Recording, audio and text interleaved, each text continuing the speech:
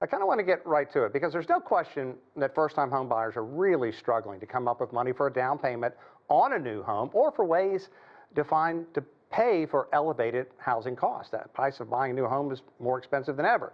But a 50-year mortgage, something Donald Trump appeared to throw his weight behind, and some critics came out very quickly. I want to get your initial take on this. 50-year mortgage will make it more affordable by about $200 to $300 for a typical, let's say, $300,000 mortgage. But it comes with a lot of complexities. Well, talk about those complexities, because one of which is there's a federal law that was passed back in 2008 after the housing crisis then that makes mortgages limited to 30 years because people got in, they were underwater, and then found they got stuck with unfair mortgages, and there's a concern about that. So isn't that a pretty good yardstick to move forward?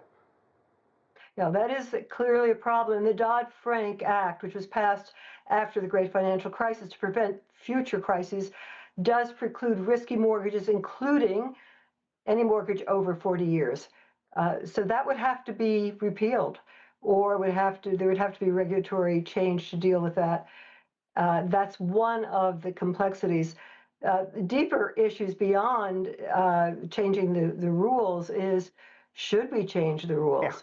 The 50-year mortgage is likely to be a riskier instrument because borrowers can't accumulate equity in their home, which makes them very vulnerable to a decline in housing prices, which could cause them to lose their homes, as in the Great Recession. Yeah, boy, it's such a tough issue because I know a lot of young people who really want to buy a house, but they can't. So monthly payments would actually be more affordable.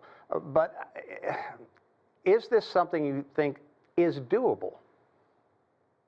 Well, first of all, it's doable possibly, depending on Congress and regulators, but we're a long way from implementing this because there needs to be a forthright conversation of the pros and the cons.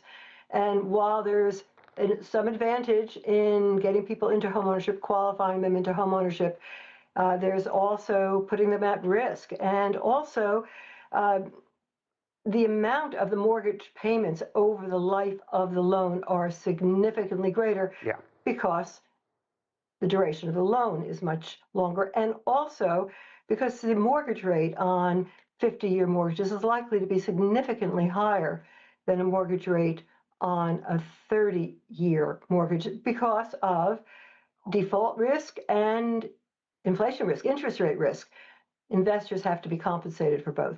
Yeah, I'm curious, would this help housing inequality or make it worse? Because if you think back to 2006 and 7 and 8, there was this allegation that realtors and others went after those people who dearly wanted a home but probably couldn't afford it, and they kind of cooked the books so they were able to purchase a home. Could this happen again? Well, I wouldn't say so much realtors, but certainly subprime mortgages. The whole purpose of subprime mortgages was to get people into housing, people whose profile made them less likely to be able to sustain home ownership.